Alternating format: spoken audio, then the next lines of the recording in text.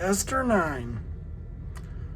On the 13th day of the 12th month, the month of Adar, the edict commanded by the king was to be carried out.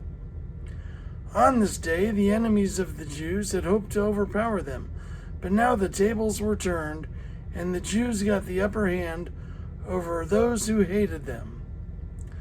The Jews assembled in their cities in all the provinces of King Xerxes to attack those determined to destroy them. No one could stand against them because the people of all the other nationalities were afraid of them. And all the nobles of the provinces, the satraps, the governors, and the king's administrators helped the Jews because fear of Mordecai had seized them. Mordecai was prominent in the palace. His reputation spread throughout the provinces, and he became more and more powerful.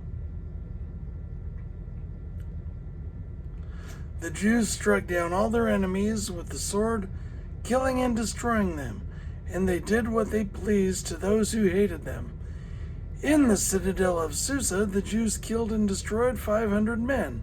They also killed Parshandatha, Dalphon, Aspatha, Poratha, Adalia? That's an I. Adalia, Aridatha, Parmashta, Arishai, Aradai, and Vizatha, the 10 sons of Haman, son of Hammedatha, the enemy of the Jews. But they did not lay their hands on the plunder. The number of those killed in the citadels of Susa was reported to the king that same day. The king said to Queen Esther, "The Jews have killed and destroyed 500 men, and the 10 sons of Haman in the citadel of Susa. What have they done in the rest of the king's provinces? Now what is your petition? It will be given you.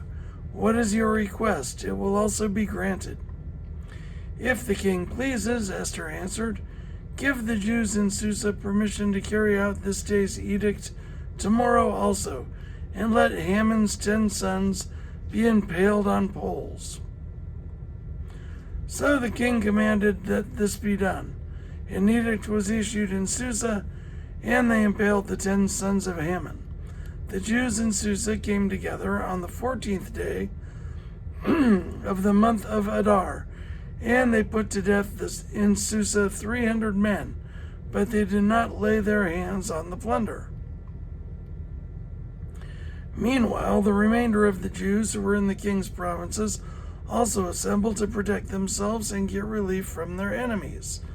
They killed 75,000 of them, but did not lay hands on their plunder. This happened on the 13th day of the month of Adar, and on the 14th day they rested and made it a day of feasting and joy.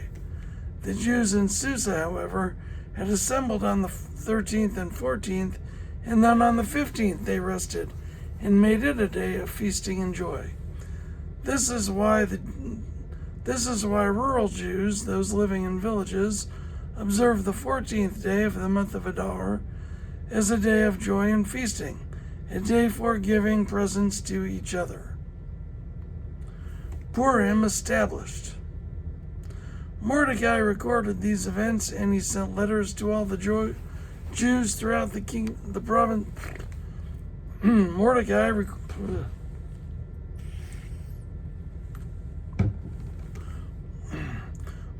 recorded these events, and he sent letters to all the Jews throughout the provinces of King Xerxes near and far, to have them celebrate annually the 14th and 15th days of the month of Adar, as the time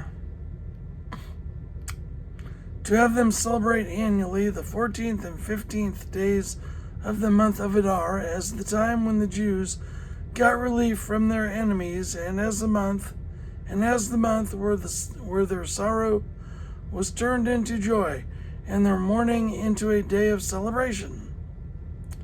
He wrote them to observe the days as days of feasting and joy, and giving presents of food to one another and gifts to the poor.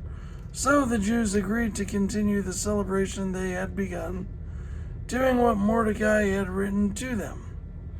For Haman, son of Hammedatha, the Agagite, the enemy of all the Jews, had plotted against the Jews to destroy them, and had cast the pur, that is the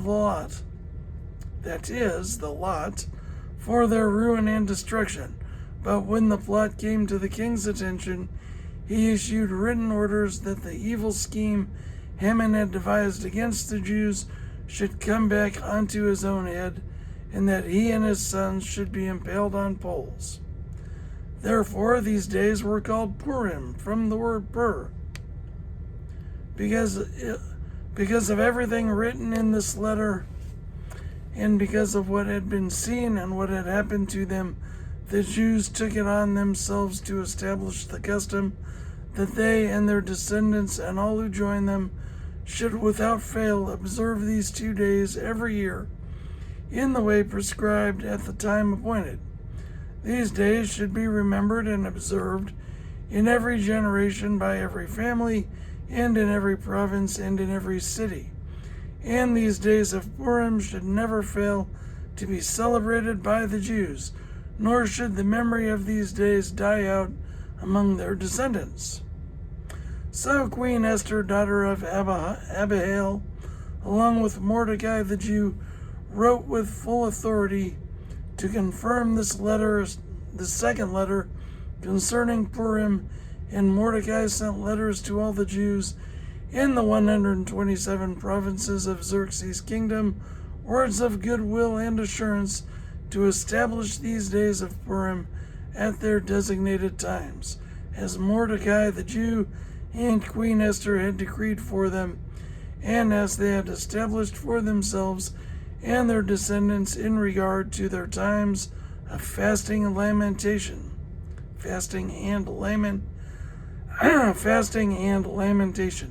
Esther's decree confirmed these regulations about Purim, and it was written down in the records.